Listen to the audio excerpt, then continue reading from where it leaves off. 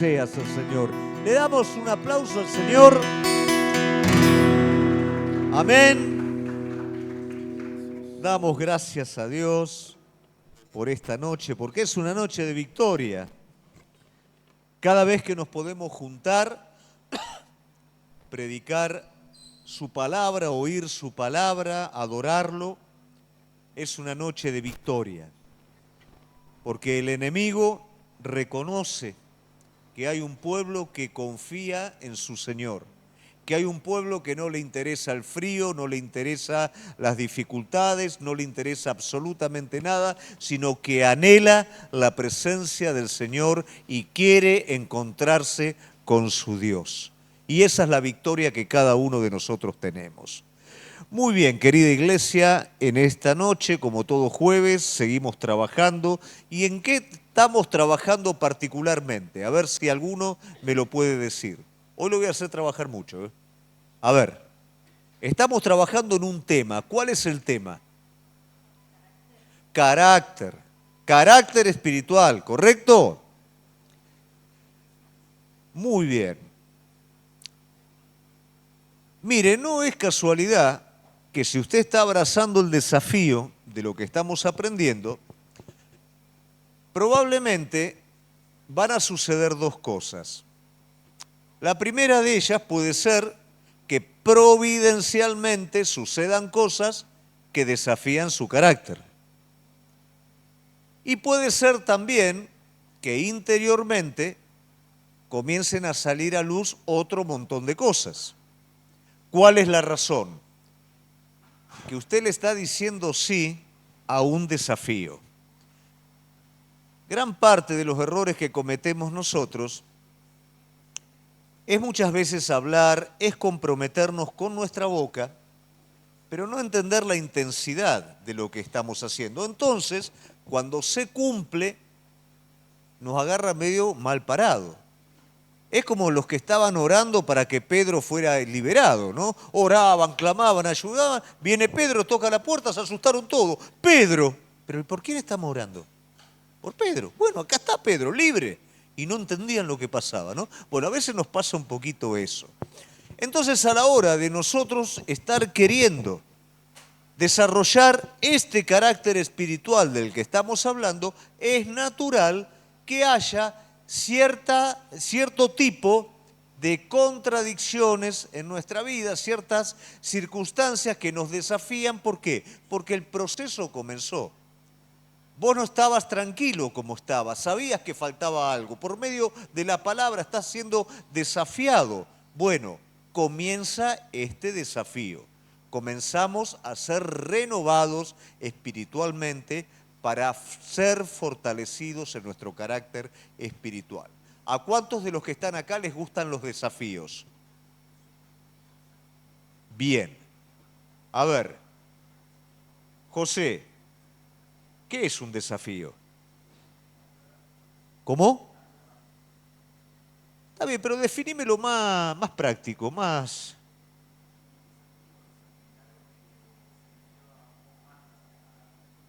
Bien. Otro más que me pueda definir qué es un desafío. Está muy bien lo que dice José. Me lleva un poco más. Alguien que me pueda definir lo que es un desafío. A ver. Sí. Te saca de tu comodidad. Sí. Correcto. Todo eso es un desafío. Nosotros estamos introducidos en un desafío y este desafío es nuestro carácter espiritual. Es normal y es natural que en un desafío, que al principio suena muy pasional, ¿por qué razón? Porque yo establezco la meta y digo, no quiero estar más así, quiero crecer. Y eso está buenísimo. Ahora, ¿qué es lo que trae consigo un desafío? Trae tiempo. Entonces está muy lindo al principio, pero después cuando se extiende a lo largo del tiempo, esa incomodidad, ¿no es cierto?, esa cosa que me sobrepasa, y ya empieza a ser medio, se me van los sentimientos, ya no tengo eso, y la cosa sigue sucediendo, y veo que otros me pasan, y que otros crecen más rápido que yo, y todo eso me hace una mala pasada. Entonces me pregunto, ¿realmente estoy queriendo este desafío? ¿No lo estoy queriendo? La realidad es que somos todos desafiados, chicos, a crecer en el carácter de Cristo. Somos todos desafiados como hijos de Dios a crecer en una renovación espiritual. Y todo esto conlleva un montón de obstáculos, un montón de salir de nuestra comodidad. Y si realmente queremos alcanzar este principio, tenemos que estar listos y tenemos que estar preparados. Yo voy a hablar de uno de estos principios hoy y yo lo presento como una pregunta, ¿no? ¿Estamos permaneciendo en la verdad? Otra vez, ¿estamos permaneciendo en la verdad? Porque la base del carácter espiritual es la permanencia en la verdad. No tiene que ver cuánto haga fuera de la verdad, sino tiene que ver cuán firme estoy en esta verdad y desde ahí hacer lo que tengo que hacer. Si hago cosas a costa de la verdad, eso no es carácter y no va a estar bien. Esto nos va a confrontar a una realidad, que la verdad tiene que ser fundamento de nuestra vida. Definamos primeramente verdad, ¿qué es verdad? Verdad es una persona. Verdad es la sustancia misma de Dios. Verdad es Cristo. Y esta verdad se expresa a través de la palabra. Y la palabra que vos recibís no es algo estático, sino que es algo dinámico, porque es una persona, es la persona de Cristo, que a través del Espíritu Santo no es que vos simplemente la tenés en la mente, sino que vos abrís el corazón para que more adentro tuyo. Y esa verdad es la que construye el carácter. Si esa verdad no está presente, nosotros tenemos el fundamento en otras cosas.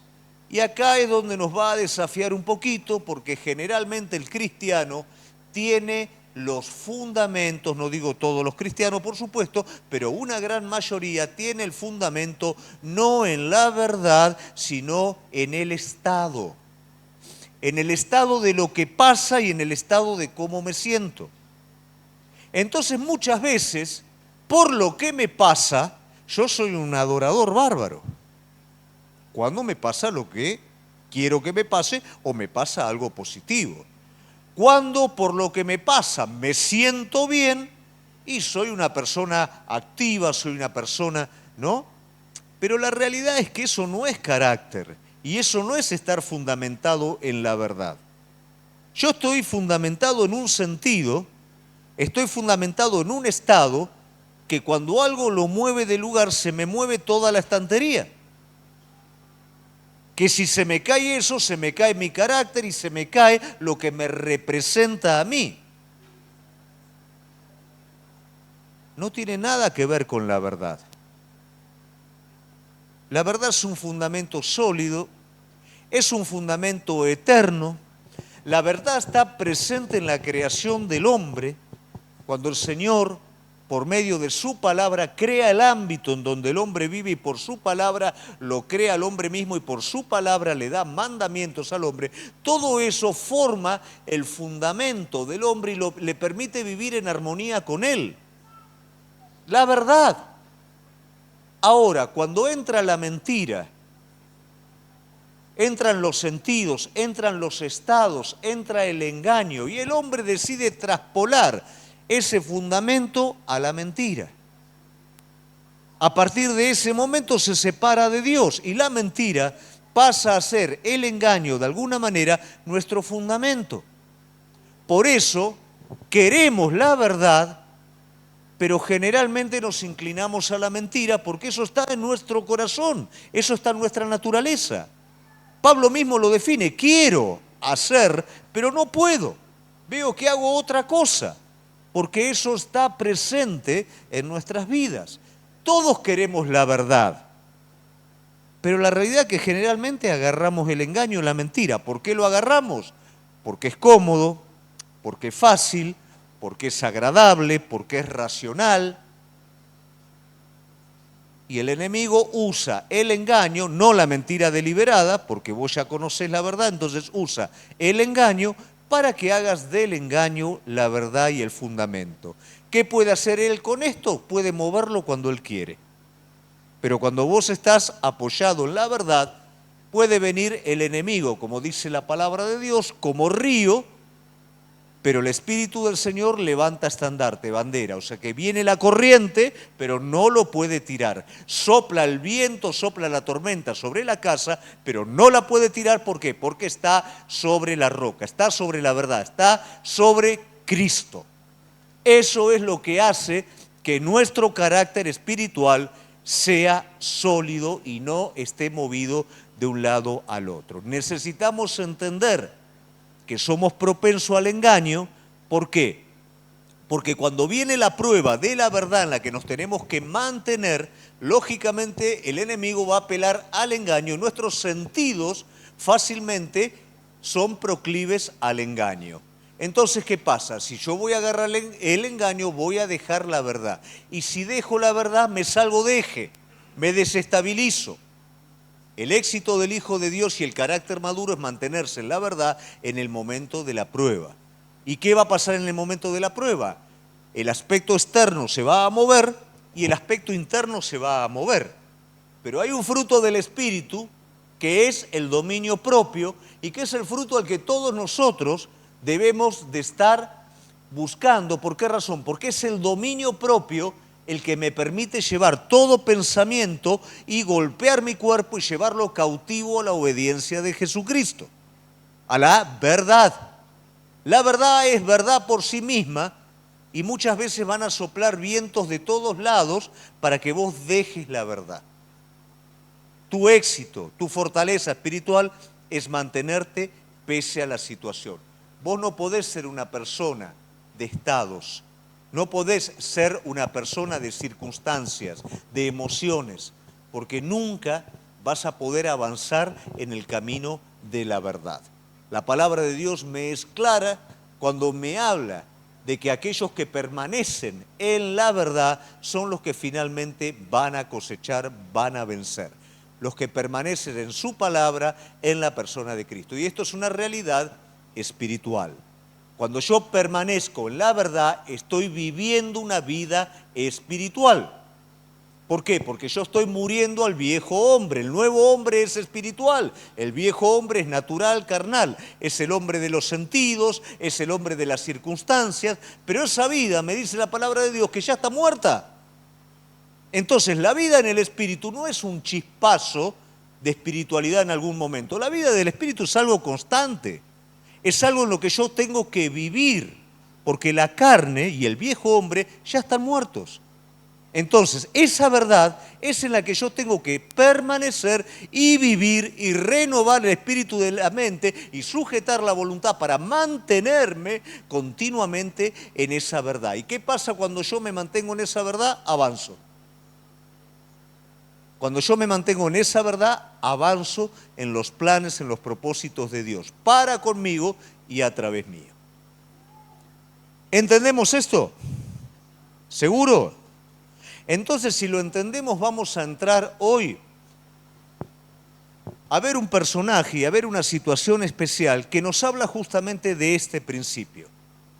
De alguien que decide darle el crédito correcto a la palabra de Dios y pese a los desafíos, mantenerse en esa palabra. Vamos a ver en este relato que hay una palabra, hay un personaje, va a haber una situación complicada, va a haber un enemigo que va a atentar contra lo que este hombre va a hacer, pero finalmente vamos a ver la victoria de aquellos que se mantienen en la palabra de Dios.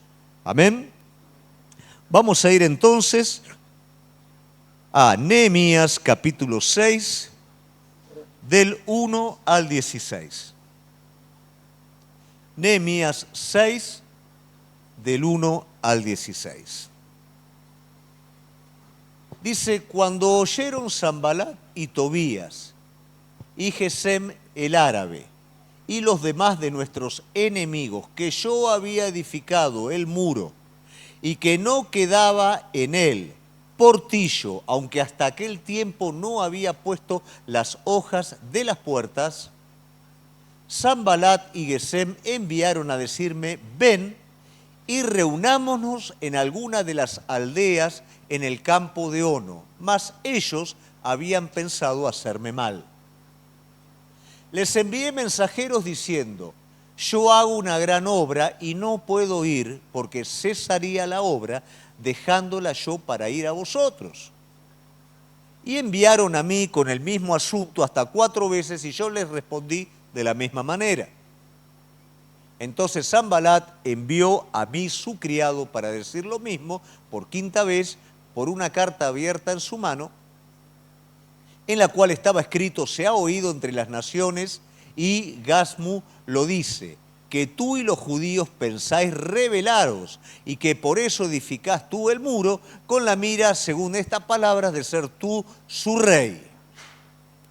Y que has puesto profetas que proclamen acerca de ti en Jerusalén, diciendo, hay rey en Judá, y ahora serán oídas del rey las tales palabras. Ven por tanto y consultemos juntos. Entonces envié yo a decir, no hay tal cosa como me dices, sino que de tu corazón lo inventas. Porque todos ellos nos amedrentaban diciendo, se debilitarán las manos de ellos en la obra y no será terminada. Ahora pues, oh Dios, fortalece tú mis manos. Vine luego a casa de Semaías, hijo de Delaía, hijo de Metabel, porque él estaba encerrado, el cual me dijo, reunámonos en la casa de Dios dentro del templo y cerremos las puertas del templo, porque vienen para matarte, sí, esta noche vendrán a matarte. Entonces dije, ¿a un hombre como yo ha de huir? ¿O quién fuera como yo entraría al templo para salvarse la vida? No entraré. Y entendí que Dios no lo había enviado, sino que hablaba de aquella profecía contra mí, porque Tobías y Sanbalat lo habían sobornado. Porque fue sobornado para hacerme temer así que pecase y le sirviera de mal nombre con que fuera yo infamado. Acuérdate, Dios mío, de Tobías, Sanbalat, conforme a estas cosas que hicieron también, acuérdate de Noadias, profetiza, y de los otros profetas que procuraban infundirme miedo. Fue terminado pues el muro el 25 del mes de Elul, en 52 días. Y cuando lo oyeron todos nuestros enemigos, temieron todas las naciones que estaban alrededor de nosotros y se sintieron humillados. Y conocieron que por nuestro Dios habían sido hechas esta obra. Hasta ahí la palabra de Dios. Nos muestra claramente un proceso que nace en lo que vinimos hablando en la introducción, que es la verdad de Dios. ¿Cuál es la verdad de Dios? Es la palabra.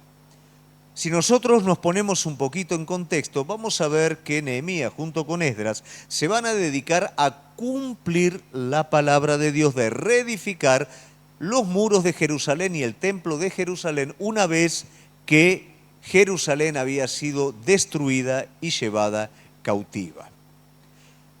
El profeta Jeremías es un vocero de Dios utilizado para proclamar esta palabra. Esta palabra era que el pueblo iba a ser llevado cautivo y que luego de 70 años el pueblo iba a ser liberado e iban a reconstruir nuevamente los muros. Entonces, ¿qué tenemos ahí, chicos? Ahí tenemos palabra de Dios. Una palabra de Dios. De la misma manera que nosotros también tenemos palabra de Dios. Y esa palabra de Dios es verdad absoluta. Esa palabra de Dios es lo suficientemente fuerte para que un hombre, una mujer, pueda tomar su vida y dedicarla a esa palabra. Muchos escucharon esta palabra. Sin embargo, solamente Nehemías en este tiempo comprende que hay un momento determinado en el que algo hay que hacer respecto a la palabra. ¿Cuántos de nosotros continuamente estamos escuchando palabra de Dios? ¿Cuántos de nosotros entendemos que hay promesas de Dios? Entendemos que hay profecías con respecto al Señor, a su venida. ¿Cómo es nuestra vida respecto a esa palabra? ¿Cómo abrazamos nosotros una promesa de Dios? ¿Cómo vivimos esa promesa de Dios? ¿Lo vivimos como una verdad o la vivimos a través de nuestro estado? Cuando nos sentimos bien, proclamamos esa verdad. Cuando nos sentimos medio bajoneados o las cosas se nos mueven, echamos mano nosotros a las cosas, lo hacemos por nosotros mismos. ¿Somos capaces de arrojarnos en esa palabra y confiar completamente? Bueno, ahí es donde nos entra el personaje, porque Nehemías lo va a estar haciendo. Pero esto a su vez es el desafío de un carácter sólido. Nosotros cantábamos estar a sus pies, oírlo a Él. ¿Para qué lo estamos escuchando? Lo escuchamos a Él para obedecer, para vivir espiritualmente, para obedecer lo que Él nos habla. Para eso un buscador de Dios busca a Dios. No lo busca para sentirse bien. El área de los sentidos está en el alma. Lo busca para ser pleno espiritualmente. Lo busca porque su palabra es verdadera comida, su palabra es verdadera bebida, es verdadero pan, es verdadera agua. Entonces lo busco porque necesito de Él, necesito la vida que viene de Él. Pero cuando la palabra es pronunciada, ¿qué pasa luego? Bueno, acá es donde entra el personaje del que quiero hablar, que es Nehemías. Nehemías, si lo tuviéramos que definir de alguna manera, podríamos decir, Nehemías es un esclavo de lujo. ¿Por qué digo un esclavo de lujo? Porque era copero del rey. El rey que tenía cautivo a su pueblo, bueno, él era copero del rey. ¿Qué quiere decir esto? Estaba en una jerarquía mayor que cualquiera del resto del pueblo que había sido esclavizado, gozaba de un montón de beneficios, estatus, estado económico, confianza del rey, porque era el que tomaba la copa por si lo envenenaban al rey, o sea que era una persona que lo tenía absolutamente todo, pero era esclavo. Iglesia, cuidado con este estado de ser esclavos de lujo. Podemos ser esclavos de lujo cuando estamos cómodos en nuestra realidad, en el estado del que hablábamos, estamos cómodos y ajenos al propósito de Dios. La peor trampa del enemigo es hacerte un gran sofá fuera de la voluntad de Dios. Es dejarte cómodo en el lugar que estás para que postergues decisiones, para que postergues entrega y postergues un montón de cosas porque estás entretenido con otra cosa. Sos esclavo igualmente, la estás pasando bien. Por eso dije al principio, la importancia de que nuestro fundamento sea la verdad y no sea lo que tenemos, cómo nos sentimos. A veces ser un esclavo de lujo nos permite estar cómodos y sentirnos medianamente bien, entonces creemos que no tenemos necesidad de Él. Cuidado con este estado. Este hombre, sin embargo, aunque era un esclavo de lujo, entendía que había una palabra y eso no lo tenía en paz. Había una palabra, había un propósito y es muy fuerte la realidad que él estaba viviendo. Él veía a su pueblo por un lado, él estaba viendo la potencia en la que estaba y él estaba entendiendo que por el otro lado estaba su pueblo, que hace un montón de años, 70 años, había sido destruido, como era normal en la historia, pueblos destruyeran otros pueblos, pero él entiende por palabra de Dios que tiene que pasar algo ahí. Esto, y acá, hasta acá nos podemos identificar todos con Nehemías, porque todos sabemos, ¿no es cierto?, que hay una necesidad. Todos sabemos por medio de la palabra que la gente se pierde, todos sabemos por medio de la palabra un montón de cosas que están presentes, que el Señor va a venir, sabemos un montón de cosas. Ahora, Nehemías no solo lo sabía, sino que escucha que alguien viene y relata el real estado de cómo está Jerusalén. Y eso a Jeremías lo conmueve. A veces no pasamos del conocimiento de las cosas, a veces pasamos del conocimiento de las cosas a conmovernos, pero hasta ahí no hacemos nada. Nehemías decide hacer algo al respecto y decide comprometerse con esa promesa, con esa verdad que ya fue pronunciada. Él decide hacer algo al respecto. Él decide dejar de ser un esclavo de lujo. Él decide exponer su vida, porque en ese momento, si el rey veía al copero que andaba con mala cara, ¿no es cierto?, iba directamente en pena de muerte, era así. Tenía que haber alegría en el trono del rey, nadie podía venir con sus problemas, con sus cosas, olvídate. Él se expone, y eso es lo primero que nos permite ver nuestro compromiso con la verdad. Nos exponemos a la verdad, no jugamos por la verdad. Hay personas que no se juegan, hay personas que están mitad adentro, mitad afuera, hay personas con un hasta ahí. Entonces quieren ver grandes cosas, pero con un hasta ahí. Olvídate, grandes cosas implican todo. Y cuando digo grandes cosas, digo mayor esencia, mayor plenitud de Cristo. A veces lo queremos en nuestra comodidad, en nuestro estado de esclavo privilegiado. Olvídate. A veces no queremos dificultad. ¿Y cómo hacemos si la dificultad no está presente para ser desafiados? Por eso digo, muchos nos sentiríamos cómodos siendo esclavos de lujo, pero el Señor nos desafía a otra cosa. Y este hombre toma este desafío, decide abrazar este desafío y decide ponerse en marcha. Ahora, ¿qué pasa generalmente cuando un desafío es abrazado? ¿Qué es lo que vos te imaginás? Hay una palabra de Dios, tomo esa palabra de Dios para mi vida, me largo. Todo sale, todo gloria, todo color de rosa. ¿Nos imaginamos eso o no? ¿Por qué? Porque tenemos la mentalidad retributiva. Hago, inmediatamente tengo que ser recompensado. Dios no obra de esa manera. De hecho, finalmente Dios te va a dar más que abundancia en todas las cosas, pero no obra de la manera en la que nosotros esperamos. Entonces acá Nehemías, ¿con qué se va a enfrentar? Primeramente, con un pueblo que no todo el mundo quiere ir a Babilonia. Segundo, por un camino que va a estar expuesto, ¿no es cierto?, a peligros que los pueden saquear en el camino. Va a estar expuesto a un lugar que está totalmente deteriorado. Va a estar expuesto a la falta de recursos. Y la palabra dice que él tiene que reconstruir los muros y que toda Jerusalén va a ser reconstruida. ¿Queremos un desafío? ¿O acaso este mundo no se presenta como un desafío para la iglesia?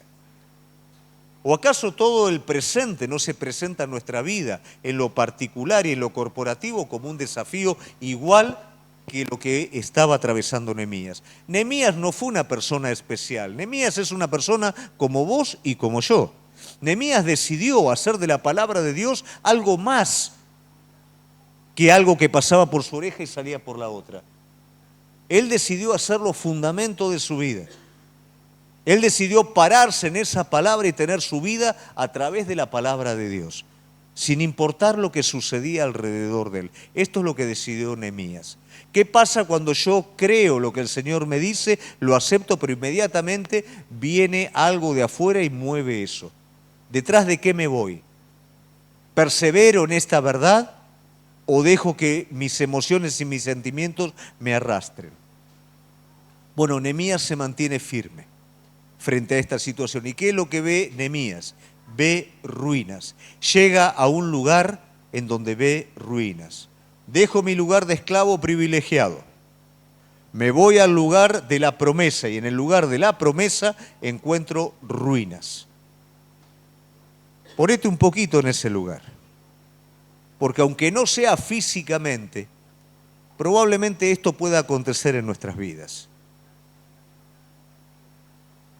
Cuando el templo tuvo que ser construido, la época de oro de Jerusalén, David había capacitado a su hijo, David había dado recursos a su hijo para construir, David había limpiado la tierra de los enemigos y ahí se pudo construir el templo.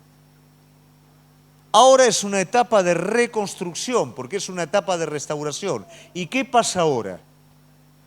Los enemigos están sueltos. El templo está deshecho, hay escombros por todos lados. Recursos no hay nada. Gente tampoco hay. ¿Me sigo manteniendo en esa verdad? ¿Sigo teniendo mis raíces ahí? ¿O le comienzo a dar lugar a mis pensamientos? ¿Habré escuchado bien? ¿No seré yo el único loco que está haciendo esto? ¿No nos habremos equivocado? La palabra que el Señor da como fin del cautiverio y principio de la reconstrucción es el inicio del circuito profético más importante, que son las 70 semanas, de las cuales Nehemías estaba siendo parte, junto con Esdras y los demás, de un inicio. Mirá si él le da lugar a eso, a ese pensamiento. ¿Cuántas cosas se pierden cuando nos corremos de la verdad por la dificultad y le empezamos nosotros a dar lugar a ideas, a cosas, miramos como mira el hombre y perdemos lo más importante por no mantenernos en la verdad? ¿Cuál es la idea de un carácter espiritual? Poder cosechar todo lo que el Señor tiene para nuestra vida. Pero iglesia, esto es un desafío. ¿Me voy a quedar como un esclavo acomodado? ¿O voy a abrazar el desafío de hacer algo que tiene que ver con la perfecta voluntad de Dios? De convertirme no del copero de un rey, sino de un siervo de Dios, una sierva de Dios. Entonces Nehemías mira todo esto, ve todo esto y entiende que su labor va a ser reconstruir. Muchas veces en nuestra vida hemos construido nuestra vida y la hemos construido como el primer templo. Habían recursos, hubo victoria sobre el enemigo, pero en algún momento de nuestra vida vino el enemigo y tomó posesión. Vino el enemigo y destruyó. Vino el enemigo y hizo un desastre. Y ahora resulta que yo tengo que reconstruir.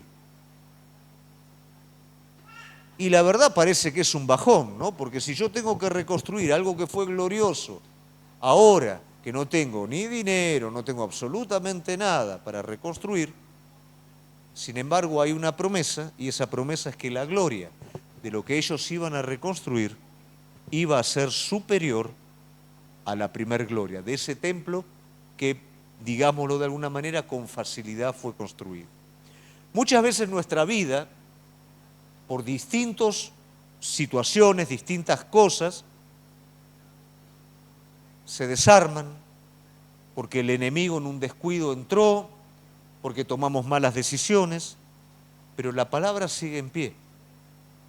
Y si vos estás en este tiempo, en un proceso de reconstrucción, de restauración, dice la palabra de Dios que tu obra, que lo que vos estás haciendo, va a tener una gloria mayor que la primera que perdiste. ¿Por qué razón? Porque como la palabra de Dios, la verdad de Dios es eterna, sigue creciendo, sigue evolucionando. El hijo pródigo, luego de haber caído, ¿qué recibe? Una fiesta del Padre, recibe un abrigo del Padre, recibe el anillo del Padre, por amor del Padre a él. Ya le bastó lo que pasó. Ahora viene el tiempo de restauración. Entonces, si vos estás reconstruyendo tu vida, porque en algún momento caíste, porque en algún momento las cosas no fueron bien, hay una promesa que es sobre lo que estás trabajando, no pasás a un segundo lugar. La gloria va a ser superior a la primera. Lo que vos estás construyendo va a sobrepasar lo que perdiste. Tal vez va a ser más trabajo por cómo se presenta la situación, pero el resultado final va a ser mayor. ¿Amén? ¿Lo creemos de esta forma? Esto es lo que pasa con Nehemías. Y esto es lo que pasa también con nosotros. Entonces, él está en un ámbito totalmente desmoralizante. Pero este hombre sigue manteniéndose en la verdad, sigue manteniéndose en la palabra. Cualquiera hubiera renunciado, pero él prefiere hacer veraz a Dios y a todo lo que lo rodea mentiroso. Y esto tiene que estar presente en nuestras vidas. A veces le damos más crédito a cualquier dardo de fuego que el enemigo tira en nosotros que a la verdad de Dios que nos dice que somos más que vencedores en su Hijo Jesucristo. Y ahí es donde entra el carácter espiritual. Vos no vivís por emoción, sentimiento, circunstancia, vivís por la verdad de Dios. Amén. Luego vamos a ver al enemigo. No solamente el contexto es problemático, sino también que hay un enemigo presente. Siempre va a haber un enemigo presente y sobre todo el enemigo se va a acentuar cuando vos estás recuperando lo que el enemigo alguna vez te sacó. En un proceso de restauración el enemigo viene con más fuerza. ¿Por qué razón? Porque recuperó algo. Pero ahora vos te estás levantando de nuevo y el enemigo va a venir de nuevo también.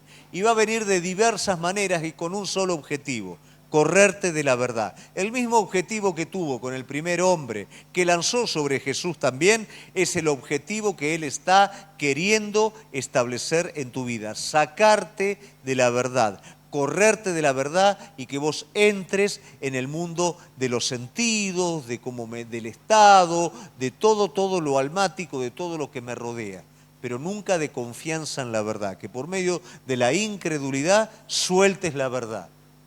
Y ahí es donde nuestro carácter se debilita. Pero si yo, pese a todo embate, me animo a seguir manteniéndome en la verdad, mi carácter espiritual se va a ir fortaleciendo cada vez más. Porque esto es lo que tenemos que entender, que el resultado final es victoria. El resultado final de tu vida es que lo que Dios se propuso se cumpla en tu vida, ya no depende de Él. Depende de nosotros, de mantenernos, de no abandonar el proceso, de no corrernos, porque lo que Él propuso se va a terminar cumpliendo. Pero el enemigo va a tratar de convencerte de que no. Y mirá de la manera en la que lo intenta hacer. Primeramente, distraernos. Versículo 2. Sanbalat y Gesem enviaron a decirme: ven y reunámonos en alguna de las aldeas en el campo de Ono. Mas ellos habían pensado hacerme mal. Versículo 3. Y les envié mensajeros diciendo: yo hago una gran obra, no puedo ir porque cesaría la obra, y dejándola yo para ir a ustedes. Y enviaron a mí con el mismo asunto hasta 4 veces, y yo les respondí de la misma manera. Mientras vos estás construyendo, mientras vos estás afirmado en la verdad, el enemigo va a venir y va a tratar de distraer tu vida. ¿Por qué? Porque va a intentar que no sigas avanzando. Mientras vos estás en la verdad, estás avanzando. Mientras vos estás permaneciendo con tu último suspiro en la verdad, estás avanzando en el propósito de Dios. Y el enemigo, ¿qué es lo que va a tratar de hacer? Distraer. ¿Y qué es distraer? Que corras tus sentidos de la verdad de Dios y los pongas en otra cosa. Y eso lo va a hacer de manera continua, 4 veces. Ahora, ¿qué hace un hombre que está afirmado en la verdad, en la promesa? No voy a perder tiempo con vos, no voy a cesar la obra por esta distracción que me estás haciendo. No voy a dejar de hacer lo que estoy haciendo para ir a prestarte atención a vos. No lo voy a hacer. Eso es carácter espiritual, iglesia. Ahora, ¿cómo se pone eso en práctica? El enemigo entra por dardos de fuego, con pensamiento, para capturar tu voluntad, agarrarlo en la puerta. Bienaventurado aquel que rechaza la batalla en la puerta. No lo dejes pasar. No lo dejes pasar. No podés hacer nada sobre el pensamiento, pero sí sobre obedecerlo. No fuiste llamado a ser esclavo del pecado, sino libre en Cristo para abrazar la voluntad de Dios. Cuando tu fundamento está en la verdad, resistís al enemigo por medio de la verdad. Cuando nosotros vemos lo que Nehemías hace, decime si no es algo totalmente práctico. ¿Qué hace él? Escucha, toma la carga, se mantiene en la verdad, va, lidera. Parece que es algo extremadamente práctico. Sin embargo, cuando vos lees el profeta Zacarías, vas a ver toda la realidad espiritual que se mueve detrás de lo que está haciendo él y Esdras. Vas a ver que él dice que edifiquen, que construyan, porque él está. Mi espíritu está con ustedes. Voy a levantar muro y antemuro de fuego mientras ustedes construyen. Hay una realidad espiritual tan fuerte en Zacarías que nos muestra lo práctico que aparece en el libro de Nehemías. Pero el principio sigue siendo el mismo. Esa realidad espiritual está presente cuando vos estás parado en la verdad y no te moves de ahí.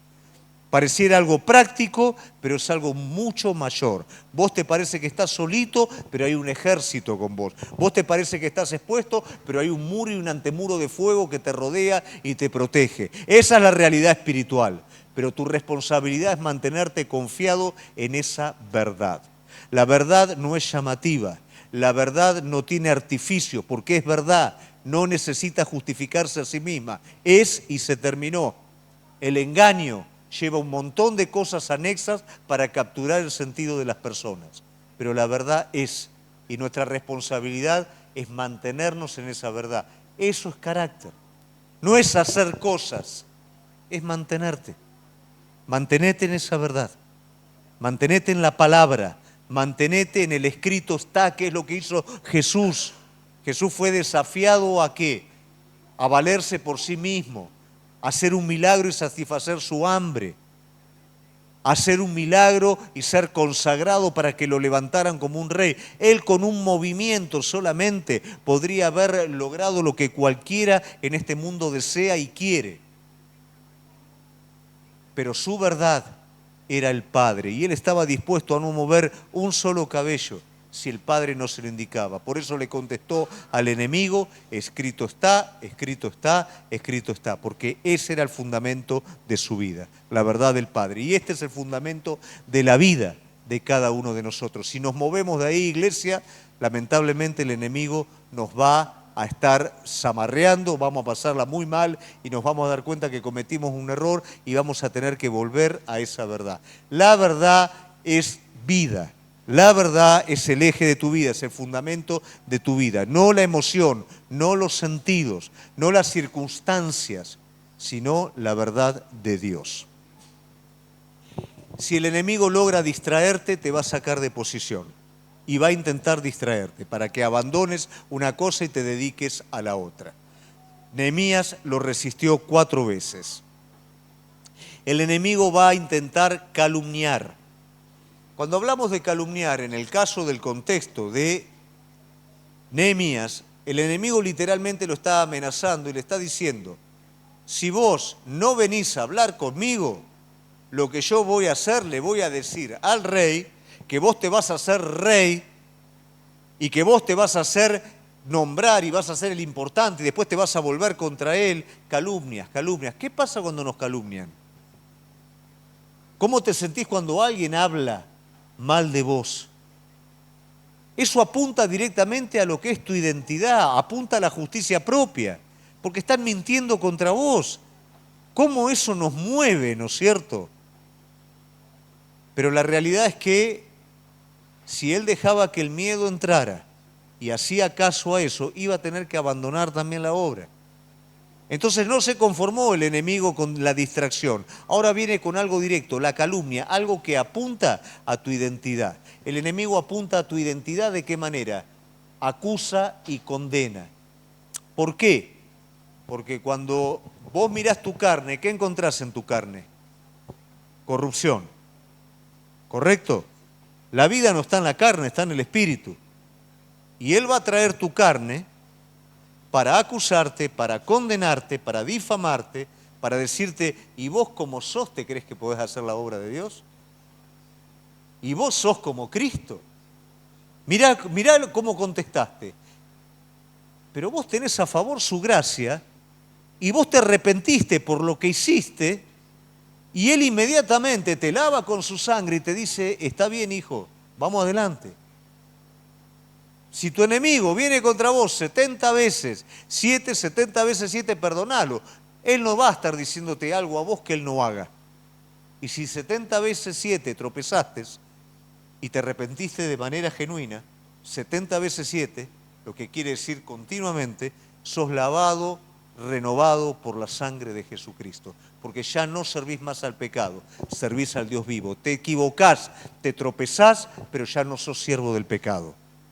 Su gracia es para que vos te renueves en Él. No es para que sigas pecando y te arrepientas. El enemigo va a atacar la identidad. Pero tu identidad es Cristo, ya no vivo yo. Cristo vive su vida en la mía y esa es la verdad en la que vos estás afirmado. Y viene el enemigo, pero mirá lo que sos, pero mirá, no ves que no te quiere nadie, pero mirá cómo contestás, vos sos cristiano. No soy yo, es Cristo en mí. Es Él, no soy yo. Y voy rumbo a ser como Él, ¿por qué? Porque estoy parado en la verdad y de acá no me muevo. Amén.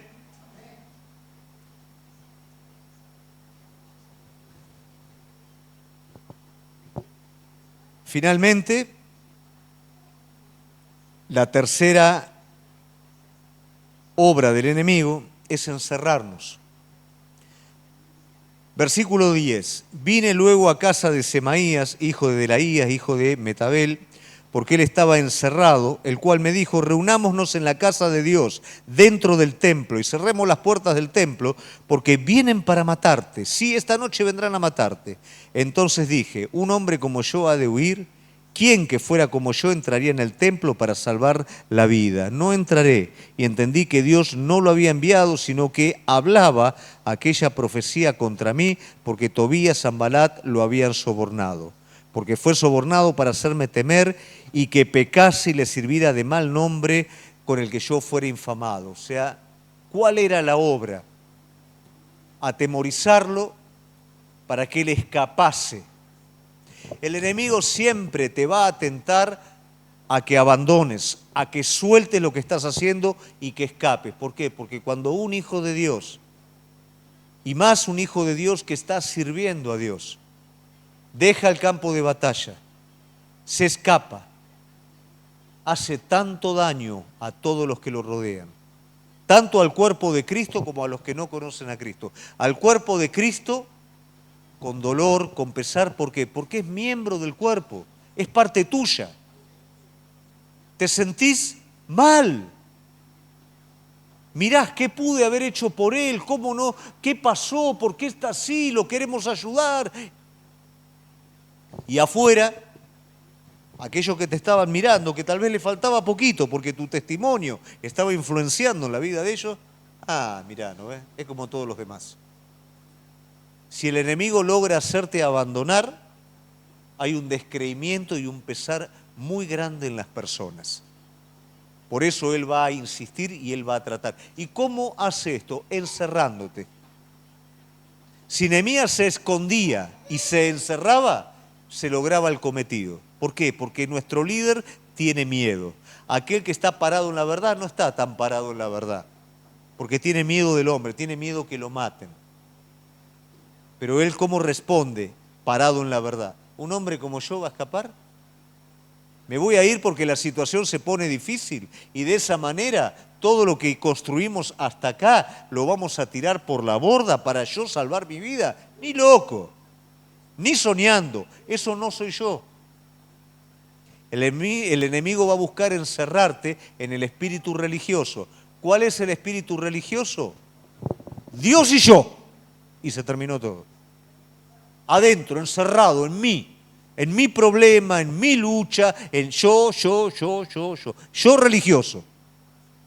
Ahí es donde él va a tratar de encerrarte. Y la persona que está encerrada de esa manera no hace nada ni por Dios ni por nadie. No es capaz de escuchar la voz de Dios, sino que lo único que quiere recibir es más para él, más para él, más para él. Y de esa manera te encerrás. Te sentís justificado porque te encerrás en el espíritu religioso. Pero el enemigo te inutiliza, te saca del ruedo también. Entonces, ¿cómo lo enfrenta Nehemías? Esto no es para mí. Yo no voy a salvar mi vida, no me voy a proteger adentro de un templo.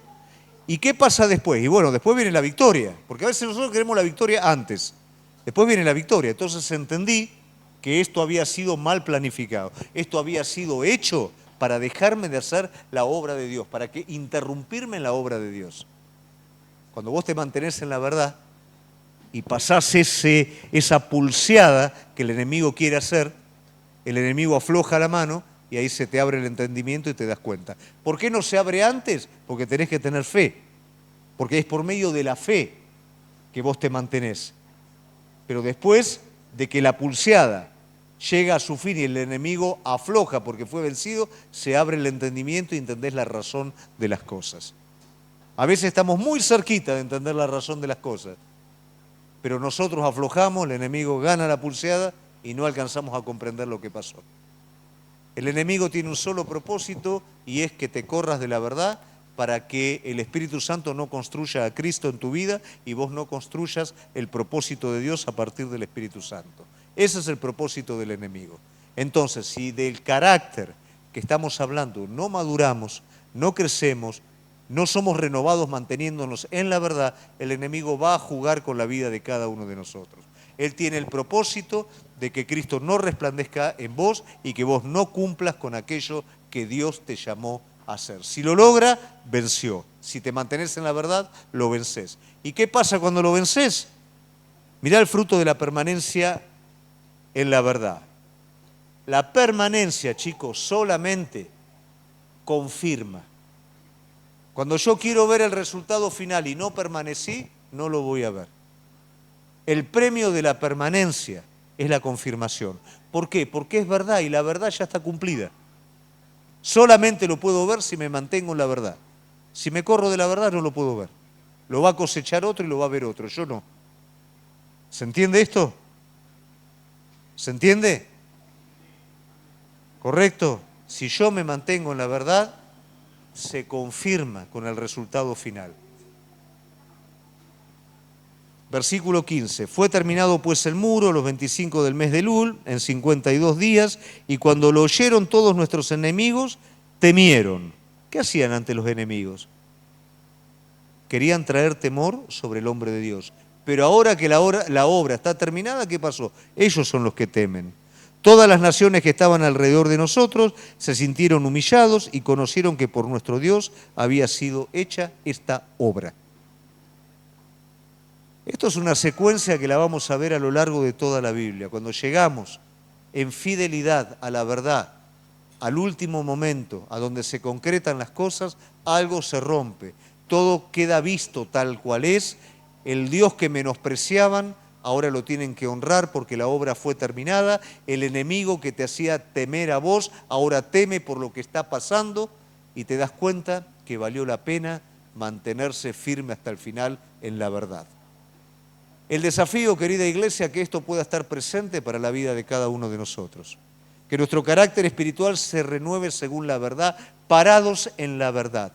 Todos nos levantamos a la mañana con un berenjenal de pensamientos. ¿Qué es lo importante de todo esto? Llevar todo eso a Él. Pararte en la verdad. Escuchaste una noticia económica. Escuchaste una noticia de guerra, escuchaste una noticia y ya el enemigo quiere... Vas de nuevo a la verdad y te parás en la verdad. Yo cuando era chiquito, mi padre me regaló un boxeador inflable. Era un globo con figura de boxeador que tenía como un piso de arena. Y vos sabés que les pegaba unas trompadas bárbaras. Y hacía, pero nunca se movía del lugar en donde estaba plantado. Y el enemigo a veces quiere hacer eso. Pero el enemigo no quiere que vos te quedes plantado en el lugar, quiere correrte del lugar. Si vos estás plantado en la verdad, por más que te pegue, por más que venga lo que venga, solamente vos podés dejar ese lugar. El enemigo no te puede sacar de ahí. Van a haber veces que te va a parecer que no hay nada más. Señor, no veo nada. Señor, no siento nada. No hay nada que me esté ayudando. Lo que te pasa es que no hay circunstancias ni hay emociones. Pero su palabra permanece para siempre. Pero su palabra es real. Y no depende de lo que yo sienta o de lo que pase. Es real. ¿Había enemigos? Había enemigos. ¿Había situación difícil? Había situación difícil. Pero había una palabra. Los muros serán reconstruidos. Jerusalén será nuevamente construida.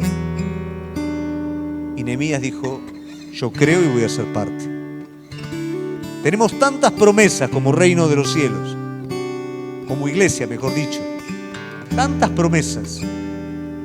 ¿Vamos a ser parte? ¿Vamos a pararnos en esta verdad?